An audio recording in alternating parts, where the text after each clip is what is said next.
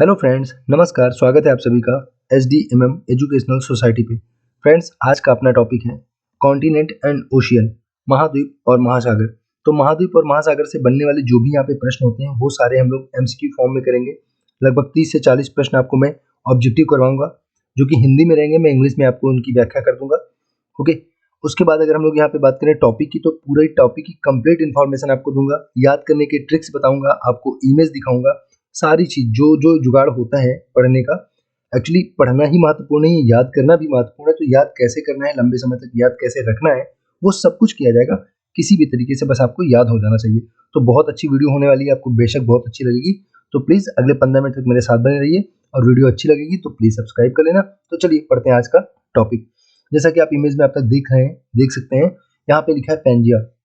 अगर हम लोग पेंजिया की बात करेंगे फ्रेंड्स, तो बिल्कुल एक कह सकते हैं कि ये पृथ्वी जो थी वो पूरी कंप्लीट इस तरह से दिखती थी पहले। पूरी पृथ्वी जब तक महाद्वीपों का विभाजन नहीं हुआ था, कंप्लीट पृथ्वी जो थी अपनी पूरी इस तरह से, आप जैसा देख पा रहे हैं येलो वाला जितना पार्ट है ये पूरी पृथ्वी का पार्ट है, येलो वाला इस तरह से हुआ करता था। फिर आंतरिक जो है भौगोलिक उथापतल के कारण क्या होता है, इसका हो जाता है विभाजन, पेंजिया का विभाजन हो जाता है। और पेंजिया के विभाजन होने के बाद कैसा इमेज बनता है इसको आप देखेंगे। जस्ट वेट अ मिनट, ये देखेंगे आप।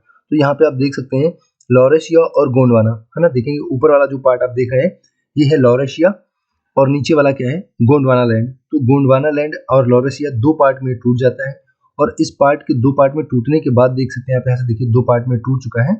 जब ये दो पार्ट में टूट जाता है फ्रेंड्स, तो फिर क्या होता है, इन्हीं दो खंडों से अलग अलग 7 महाद्वीपों का निर्माण होता है, 7 कॉन्टिनेंट बनते हैं। तो बस आपको याद रखना है कि जो पूरा कंप्लीट पार्ट था उसको क्या बोलते थे, उसको पेंजिया बोलते थे। और उसके बाद इसके जो दो टुकड़े होते हैं उसको क्या बोलेंगे, तो आप इनको देख लेना, लॉरेशिया और क्या बोलेंगे, गोंडवाना। तो अगर आपको नहीं पता है तो आप लिख लेना, अच्छी इन्फॉर्मेशन होगी। और कई सारे इमेज मैं आपको दिखाऊंगा जो आप लिख सकते हैं, जो कि आपको याद करने में काफ़ी आसानी हो जाएगी, क्योंकि इमेज के थ्रू जब आप पढ़ते हो तो आपको बहुत आसान हो जाता है याद करना। ओके, तो अब फिर से बोल दे रहा हूँ, पूरा जो था उसको क्या बोलते थे, उसको पेंजिया बोलते थे। और पेंजिया का क्या होता है, विभाजन होता है, और वो लॉरेशिया और गोंडवाना दो प्रकार की लैंड है, लॉरेशिया लैंड और गोंडवाना लैंड में विभाजित हो गया। उसके बाद इन लैंड्स का फिर बार बार अलग अलग विभाजन होता है। और यहाँ पे आप देखोगे उत्तरी अमेरिका, दक्षिणी अमेरिका, एशिया, यूरोप, है ना, अफ्रीका, तो ऑस्ट्रेलिया, ये सारे कॉन्टिनेंट जो 7 महाद्वीप हैं, वो 7 महाद्वीप कैसे बनते हैं, उनकी क्या लोकेशन है, उनसे क्या बनने वाले प्रश्न है, everything will become crystal and clear in this video. Okay, तो चलिए करते हैं आज की वीडियो को स्टार्ट। तो फ्रेंड्स, आगे आप यहाँ इस इमेज के थ्रू देख सकते हैं कि पेंजिया का जब विभाजन होता है दो टुकड़ों में, उसके बाद उन दोनों टुकड़ों को किस तरह से, मैंने जैसे आपको बताया कि 7 महाद्वीपों में विभाजित होता है। तो आप 7 महाद्वीप यहाँ पे देख सकते हैं। एक बार उस इमेज देखिए, एक बार क्लियर होनी चाहिए आपके दिमाग में कि कहाँ पे कौन सा कॉन्टिनेंट है, कौन सा महाद्वीप किस लोकेशन पे आता है। तो इसको थोड़ा सा आप देख के यहाँ से रखेंगे, उसके बाद यहाँ से बनने वाले प्रश्न हम लोग देखेंगे। तो जैसा कि आप देख सकते हैं यहाँ पे एशिया ये हो गया अपना, जिसमें अपना इंडिया भी देख सकते हैं। यहाँ पे देखिए इंडिया हो जाएगा। एशिया में आपको ध्यान रखना है चाइना है, इंडिया है। ओके, तो ये एशिया हो गया। उसके बाद आप देख सकते हैं यहाँ पे मिडिल ईस्ट दिया हुआ है, ये कॉन्टिनेंट नहीं है वैसे, एशिया के अंतर्गत ही आ जाएगा मिडिल ईस्ट। फिर अफ्रीका दिया हुआ है, ऊपर यहाँ पे यूरोप दिया। देखिए अभी मैं आपको ये इसलिए बता रहा हूँ क्योंकि इससे बनने वाले जो कॉन्सेप्चुअल क्वेश्चन होंगे ना, वो आपको अगर इमेज क्लियर रहेगी तो आप अपने मन से कर लोगे, वहां पे आपको सोचना नहीं पड़ेगा। ओके, रटना नहीं पड़ेगा, कॉन्सेप्ट अगर आपका क्लियर रहेगा तो बिल्कुल ध्यान रखेंगे कि एशिया की लोकेशन कहाँ पे है, यूरोप की लोकेशन कहाँ पे है, अफ्रीका कहाँ पे है। फिर अगर हम बात करें तो उत्तरी अमेरिका ये हो गया, और ये दक्षिणी अमेरिका हो गया। अमेरिका के 2 पार्ट्स यहाँ पे आप देख सकते हैं, उत्तरी अमेरिका और दक्षिणी अमेरिका हो जाएगा। और यहाँ पे अगर हम लोग बात करें तो यहाँ पे आप देख सकते हैं लास्ट में यहाँ नीचे क्या है, ऑस्ट्रेलिया हो जाएगा। और सबसे नीचे अगर देखेंगे हम लोग तो क्या हो जाएगा, अंटार्कटिका हो जाएगा। ये सबसे लास्ट में यहाँ पे ये जो नीचे ऐसे ऐसे लगा हुआ ये क्षेत्र है पूरा, ये क्या है, ये अंटार्कटिका का क्षेत्र है। आपको ध्यान रखना है, अंटार्कटिका का क्षेत्र ये वाला हो जाएगा। तो इस इमेज को आपको ध्यान रखना है। इस इमेज में देखिए और बहुत एक चीज आपको दिख रही होगी, जो पूरा यहाँ पे ब्लू ब्लू सा दिख रहा है। तो ब्लू ब्लू सा आपको पता है कि अपनी पृथ्वी नीला ग्रह इसलिए कहलाती है क्योंकि पूरा यहाँ पे क्या है, जो जितना ब्लू पार्ट दिख रहा है ये पूरा ओशियन है, महासागर है। और अपने टॉपिक का आज का पार्ट भी है कॉन्टिनेंट एंड ओशियंस, तो हम लोग महासागर के बारे में पढ़ेंगे। तो देखिए पहले तो आपको ये पता होना चाहिए कि इनकी लोकेशन क्या है। जैसे आपने कॉन्टिनेंट की लोकेशन देख ली, कौन सा महाद्वीप कहाँ पे, तो आप इसको थोड़ा ध्यान में रखना। एशिया, यूरोप, अफ्रीका, एशिया हो गया, यूरोप हो गया, अफ्रीका हो गया, उत्तरी अमेरिका, दक्षिणी अमेरिका, ऑस्ट्रेलिया, और नीचे क्या हो जाएगा, अंटार्कटिका। तो ये चीज की इमेज आपको क्लियर रखनी है। उसके बाद हम लोग जरा इमेज देख लेते हैं महासागरों की इमेज कहाँ पे है और उनसे क्या क्वेश्चन बनते हैं, वो तो हम लोग बाद में कर ही लेंगे, लेकिन पहले आपको इमेज थोड़ी क्लियर होनी चाहिए ना। तो चलिए एक बार देखते हैं हम लोग दूसरी इमेज में कि कौन सा ओशियन कौन सा महासागर कहाँ पर है, इसकी लोकेशन क्या है, कहाँ पे लोकेट करता है। ओके, आइए देखते हैं। जैसे कि मैंने आपको ये टॉपिक आज का नाम है, तो बिल्कुल आपको यहाँ पे एमसीक्यू करवाऊंगा, और मैंने पहले ही बताया यहाँ पे एमसीक्यू होगा और क्या होगा। तो ठीक है, ये टॉपिक है और हम लोग यहाँ पे स्टार्ट करेंगे। आज 40 एमसीक्यू पढ़ेंगे यहाँ पे, लेकिन उससे पहले हम लोग महासागर देखेंगे। ओके, तो चलिए एक बार जल्दी से देख लेते हैं, फिर उसके बाद आते हैं यहाँ पे। जी हाँ, एमसीक्यू से पहले हम लोग महासागर देखेंगे। इस इमेज के थ्रू आपको देखना है महासागर। तो जब आप महासागर को देखोगे तो मैं सबसे पहले आपको बोलूंगा पैसिफिक ओशियन के बारे में। देखिए आपको पता है पैसिफिक ओशियन मतलब प्रशांत महासागर। जो प्रशांत महासागर है वो यहाँ पे और यहाँ पे दो जगह पे आपको दिख रहा है, ध्यान देंगे। तो प्रशांत महासागर के लोकेशन के बारे में अगर आपसे पूछेगा तो आपको देखो क्वेश्चन जो बना के पूछेगा, आप देख सकते हैं ये उत्तरी अमेरिका है और ये दक्षिणी अमेरिका है। तो आप कह सकते हो कि उत्तरी अमेरिका और दक्षिणी अमेरिका के कहाँ पे हो जाएगा, पश्चिम में हो जाएगा। आप देख सकते हो ये पश्चिम में। तो आपको ऐसे क्वेश्चन अगर बना के देगा तो आप कर ले जाओगे ना। उत्तरी अमेरिका और दक्षिणी अमेरिका के पश्चिम में आएगा। और अगर आप यूरोप की तरफ से देखोगे, अपने एशिया की तरफ से अगर आप देखेंगे तो ये क्योंकि पूरा एशिया का पार्ट है, तो एशिया की तरफ से आप देखोगे तो ये किधर पड़ेगा, ईस्ट में पड़ेगा, पूर्व में पड़ेगा। तो ईस्ट कोस्ट ऑफ एशिया अगर हम बात करें इसकी coast, east coast of Asia and west coast of what, North America and South America, है ना। उत्तरी अमेरिका और दक्षिणी अमेरिका के पश्चिम में, और जो अपना एशिया है उस एशिया के पूर्व में पड़ेगा अपना क्या, पैसिफिक ओशियन, प्रशांत महासागर। तो ये चीज आपको ध्यान रखनी। अब आप सोच रहे होगे कि आधा इधर दिख रहा है आधा इधर क्यों दिख रहा है, तो आप इमेजिन कर सकते हो कि अगर पृथ्वी गोल होती तो ये वाला पार्ट, जो ये वाला पार्ट है वो इस पार्ट के साथ लग जाएगा। अगर गोल गोल से आप इसको घुमाओगे तो पता चल जाएगा। ओके, तो पैसिफिक ओशियन का लोकेशन देखो, आपसे बना के क्वेश्चन पूछेगा तो आप कर ले जाना कि पश्चिम में किसके पड़ेगा, उत्तरी जो आपका अमेरिका है और दक्षिणी अमेरिका है इसके पश्चिम में पड़ेगा, इसके पश्चिम में, और अपने एशिया के पूर्व में पड़ेगा। इस चीज को आपको ध्यान रखनी है। ओके, तो पैसिफिक ओशियन के बारे में आपको इतनी चीज तो कम से कम याद रखनी है।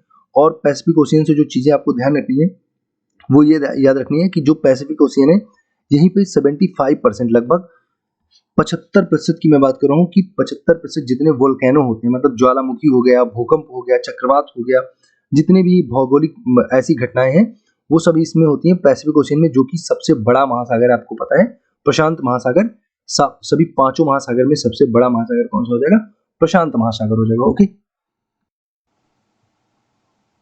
तो फ्रेंड्स आप देख सकते हैं कि पांचों महासागर में सबसे बड़ा कौन सा हो जाएगा, पैसिफिक ओशियन हो जाएगा, प्रशांत महासागर हो जाएगा। 75% मैं फिर से बोल दे रहा हूँ कि क्या हो जाएगा, ज्वालामुखी है, वोल्केनोज है ना, भूकंप है, चक्रवात है, ये सब कहाँ से उठते हैं, तो प्रशांत पेटी से उठते हैं, प्रशांत महासागर के क्षेत्र से ही ये सारी चीजें होती हैं। आपको ध्यान रखना है। और सबसे बड़ा अगर पूछेगा तो क्या हो जाएगा, प्रशांत महासागर हो जाएगा दुनिया का। और यहीं से आपको ध्यान रखना है कि अगर दुनिया की सबसे बड़ी प्रवाल भित्ति की बात करें, ग्रेट बैरियर रीफ की बात करें, ओके, अगर बात किसकी करें, प्रवाल भित्ति की बात करें, ओके, ये चीज आपको ध्यान रखनी है कि सबसे ज्यादा प्रवाल भित्ति अगर पूछेगा आपसे, प्रवाल भित्ति अगर पूछेगा तो कहाँ पे हो जाएगा, भित्ति पूछेगा तो प्रवाल भित्ति हम बात करें बैरियर रीफ की, है ना, बैरियर रीफ की बात करें, बैरियर रीफ। ओके, तो आपको थोड़ा सा ध्यान रखना है, बैरियर रीफ की अगर हम लोग बात करेंगे तो बैरियर रीफ किसमें हो जाएगी, प्रशांत महासागर के अंतर्गत ही आएगी। इसी का जो कोस्ट है, प्रशांत महासागर का ही जो कोस्ट है, और कौन सा कोस्ट, जो ऑस्ट्रेलिया के साथ लगा हुआ है। तो आप देख सकते हैं कि ऑस्ट्रेलिया नीचे है और पैसिफिक ओशियन यहाँ पे आता है। तो प्रशांत महासागर का ये वाला जो एरिया है ना, आप देख सकते हैं प्रशांत महासागर यहाँ पे फैला हुआ है पूरा। तो प्रशांत महासागर का जो ये ऑस्ट्रेलिया से लगा हुआ है, आपको ध्यान रखना, कॉन्सेप्ट से मैं समझा रहा हूँ, इससे बनेंगे क्वेश्चन तो आप कर ले जाओगे। ओके, तो क्योंकि आपको पता है नीचे ऑस्ट्रेलिया था, सबसे छोटा महाद्वीप था ऑस्ट्रेलिया, और इसी ऑस्ट्रेलिया का जो ये कोस्टल एरिया है, ये कोस्टल एरिया मतलब जो इसका तटवर्ती क्षेत्र है, तो पैसिफिक ओशियन के साथ जो लगा है, प्रशांत महासागर के साथ जो लगा हुआ ऑस्ट्रेलिया का तटवर्ती जो क्षेत्र है, कोस्टल लाइन जो है, उसी में क्या पाई जाएगी, प्रवाल भित्तियां पाई जाएंगी, ग्रेट बैरियर रीफ पाई जाएंगी। दुनिया की सबसे बड़ी प्रवाल भित्तियां कहाँ पाई जाएंगी, अफ्रीका की कोस्ट लाइन में, पैसिफिक ओशियन के साथ लगा हुआ जो पार्ट है उसमें पाई जाएंगी। तो आपको पूरी तरह से इमेज क्लियर हो रही होगी और बहुत अच्छे से समझ आ रहा होगा। इससे बनने वाले क्वेश्चन आप बहुत आसानी से कर ले जाएंगे, बस देखते रहिए इसको ना। तो पैसिफिक ओशियन के बारे में ये चीज आपको ध्यान रखनी है। साथ ही साथ आपको याद रखना है रिंग्स ऑफ फायर। अगर आपसे पूछे रिंग ऑफ फायर ना, रिंग ऑफ फायर की बात कर रहे हैं, रिंग ऑफ फायर, अगर रिंग ऑफ फायर पूछेगा, जो ये क्षेत्र है रिंग ऑफ फायर का क्षेत्र है वो कहाँ पे है, वो भी आपका पैसिफिक ओशियन में हो जाएगा, क्योंकि इसी में जो वोल्केनो है, भूकंप है, चक्रवात है, ये सबसे बड़े वाले महासागर में आते हैं, जो कि प्रशांत महासागर है। और रिंग ऑफ फायर पूछेगा किसमें, तो आप कहना कि प्रशांत महासागर के अंतर्गत रिंग ऑफ फायर आ जाएगा। ओके, तो रिंग ऑफ फायर आपका प्रशांत महासागर में हो जाएगा। इसी के साथ आपको याद रखना है कि मैरियाना गर्त पूछता है कई बार। ओके, मैरियाना गर्त आपसे पूछेगा कि मैरियाना गर्त किसमें पाया जाता है, तो मैरियाना ट्रंच पूछेगा। मैरियाना आपको मैं बोल रहा हूँ मैरियाना, मैरियाना, तो मैरियाना गर्त अगर पूछेगा किस में पाया जाता है तो ये भी प्रशांत महासागर में। और दुनिया का सबसे गहरा स्थल है, दुनिया में सबसे गहरा स्थल कौन सा है, तो यही हो जाएगा प्रशांत महासागर हो जाएगा। लगभग 11 किलोमीटर गहरा है, सोच समझते हो 11 किलोमीटर मतलब समझो कितना गहरा होगा। तो पैसिफिक ओशियन में प्रशांत महासागर में जो सबसे गहरा स्थान है, दुनिया का सबसे गहरा स्थान भी इसे कहा जाता है। और ये मैरियाना गर्त है, मैरियाना ट्रंच है, जो कि प्रशांत महासागर के अंतर्गत आता है, आपको ध्यान रखना है। साथ ही साथ अगर आपसे ये पूछे कि जो प्रशांत महासागर है उसका शेप कैसा है, उसका शेप कैसा है, मैं शेप की बात कर रहा हूँ, उसका शेप कैसा है, उसका आकार कैसा है, तो उसका आकार हो जाएगा घोड़े की नाल का आकार का। ये क्वेश्चन पूछा जाता है कि प्रशांत महासागर का आकार कैसा है, तो आप बोलेंगे घोड़े की नाल के आकार का है। जो पैसिफिक ओशियन है कैसा है, घोड़े की नाल के आकार का है, आपको ध्यान रखना घोड़े की नाल के आकार का हो जाएगा प्रशांत महासागर। Getting it? तो मुझे लगता है ये चीज़ आपको समझ में आ रही होंगी। प्रशांत महासागर के बारे में मैंने आपको बता दिया है। अब चलते हैं आगे, इसके बाद सेकंड नंबर का जो हाईएस्ट सबसे बड़ा सागर है प्रशांत, उसके बारे में बात करते हैं। जो दूसरा सबसे बड़ा ओशियन है उसकी बात करते हैं। ओके, तो चलिए फ्रेंड्स, हम लोग अब अटलांटिक की बात कर रहे हैं। तो सबसे पहले तो आपको याद रखना है इसका लोकेशन, ये आप देख सकते हैं। और ये सेकंड लार्जेस्ट, अगर आपसे पूछेगा दूसरा सबसे बड़ा महासागर कौन सा है, तो आप बोलेंगे अटलांटिक ओशियन। अटलांटिक महासागर जो है दूसरा सबसे बड़ा महासागर हो जाएगा। ओके, इसके बारे में आपको देखिए, जैसे आप लोकेशन से देख सकते हैं कि आपने देखा था कि ये उत्तरी अमेरिका था और ये दक्षिणी अमेरिका था। तो आपको मैंने बताया था जो पैसिफिक ओशियन था, प्रशांत महासागर था, इसके देखो पश्चिम में आ रहा था ना, उत्तरी अमेरिका और दक्षिणी अमेरिका के पश्चिम में आ रहा था प्रशांत महासागर। और इसी तरह से अगर आप अटलांटिक की बात करोगे तो उत्तरी अमेरिका और दक्षिणी अमेरिका किधर आ जाएगा, ईस्ट में आ जाएगा, पूर्व में आ जाएगा। कोई प्रॉब्लम आपको नहीं होगी, कॉन्सेप्ट क्लियर है, आप इमेज के थ्रू बिल्कुल समझ सकते हैं। तो उत्तरी अमेरिका और दक्षिणी अमेरिका की आप देखोगे तो पूरब की दिशा में आएगा क्या, अटलांटिक ओशियन। लेकिन अगर हम लोग यहाँ पे यूरोप की बात करेंगे, अगर हम लोग यहाँ पे यूरोप की बात करें और साथ ही साथ यूरोप के साथ साथ अगर हम लोग अफ्रीका की बात करेंगे, यहाँ पे अफ्रीका की बात करेंगे, तो आप देख सकते हैं यूरोप और अफ्रीका की आप किधर इसको पाएंगे, इसको पश्चिम में पाएंगे। तो बिल्कुल आप इसको ध्यान रखना, यूरोप और अफ्रीका के पश्चिम में पड़ता है अटलांटिक ओशियन, जो कि सेकेंड लार्जेस्ट ओशियन है, दूसरा सबसे बड़ा महासागर है। वो यूरोप और अफ्रीका के किधर पड़ेगा, पश्चिम में पड़ेगा। और उत्तरी अमेरिका और दक्षिण अमेरिका किधर पड़ेगा, तो आप यहाँ से देख सकते हैं इसके किधर पड़ेगा, पूरब साइड में पड़ेगा, ईस्ट में पड़ेगा। तो पहले तो आपको लोकेशन ध्यान रखनी है कि किधर है। बिल्कुल आपको इमेज के थ्रू इतनी आसानी से आपको यहाँ से बनने वाले क्वेश्चन याद हो जाएंगे ना, आपको लगेगा भी नहीं वाह इतना बढ़िया से आपको याद हो गया। ठीक है, ओके। फिर इसके बाद अगर हम लोग बात करें तो इसको आप देखोगे तो लगभग यहाँ से ऐसे स्टार्ट होता है। जस्ट वेट, हम कलर इसका थोड़ा चेंज करते हैं फिर आपको दिखेगा। अगर हम लोग देखें इसको तो यहाँ से देखिए स्टार्ट होता है ऐसे करके स्टार्ट हो रहा है और ऐसे हो जा रहा है। तो आप इसको देखिए कितनी आसानी से आप याद कर सकते हैं कि इसका जो शेप है वो देखिए, ये शेप कैसा है, बिल्कुल इंग्लिश के लेटर एस की तरह है। तो बिल्कुल आपको ध्यान रखना है कि जो अटलांटिक ओशियन है, सेकेंड लार्जेस्ट ओशियन है, उसका शेप कैसा है, उसका आकार कैसा है, तो इंग्लिश के एस की तरह का इसका आकार है। जो अटलांटिक ओशियन है उसका आकार है इंग्लिश के एस की तरह का। तो अटलांटिक ओशियन के बारे में ये चीज़ आपको ध्यान रखनी है कि दूसरा सबसे बड़ा है।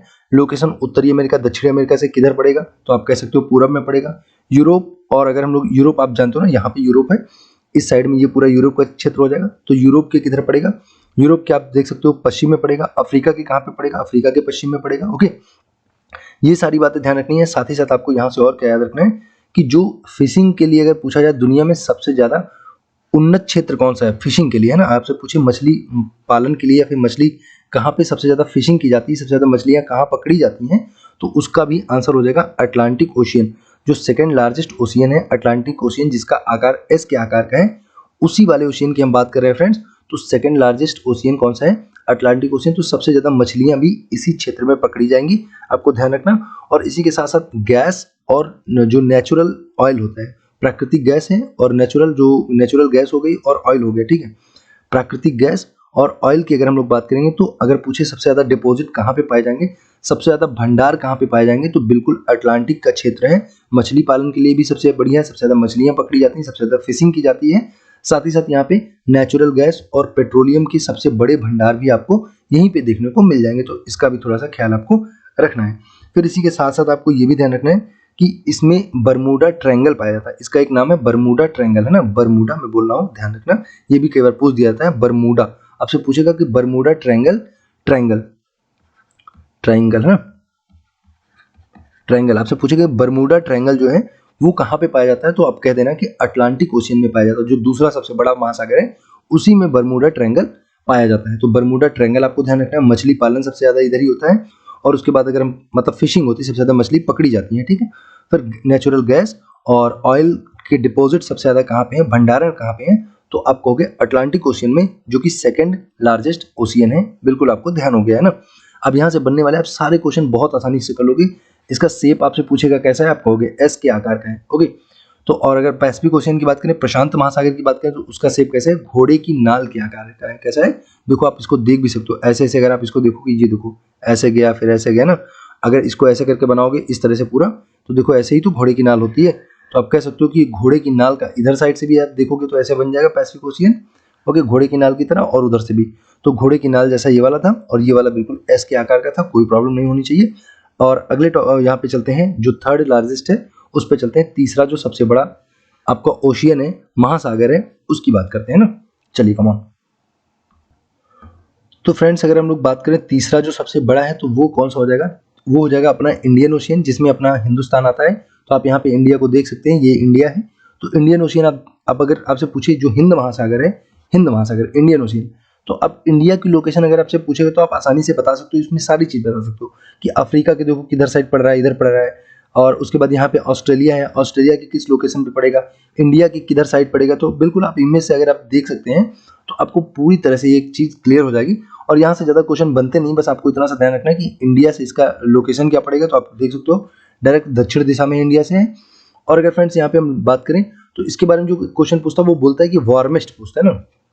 वार्मेस्ट का मतलब है सबसे गर्म महासागर कौन सा है। सबसे गर्म महासागर अगर आपसे पूछेगा सबसे गर्म महासागर कौन सा है, warmest ocean of the world कौन सा है, तो आप कह देना इंडियन ओशियन है, हिंद महासागर है, जो कि सबसे गर्म महासागर है, ठीक है। बस इससे एक बात आपको ध्यान रखनी है इंडियन ओशियन से, कि जो सबसे गर्म महासागर है वो कौन सा है, वो इंडियन ओशियन है, हिंद महासागर, ओके। बाकी यहाँ पे कोई ऐसी बात नहीं है जो आपको बताने जाए। बाकी इमेज आप देख सकते हो, अगर कभी गलती से लोकेशन पूछ दे कैसी है, तो आप बिल्कुल इमेज अगर आपके दिमाग में रहेगी तो आसानी से आप कर लेंगे ना। चलिए अगले टॉपिक पे चलते हैं, थर्ड नंबर मतलब जो भी वहाँ पे चौथा सबसे बड़ा है उस पर चलते हैं।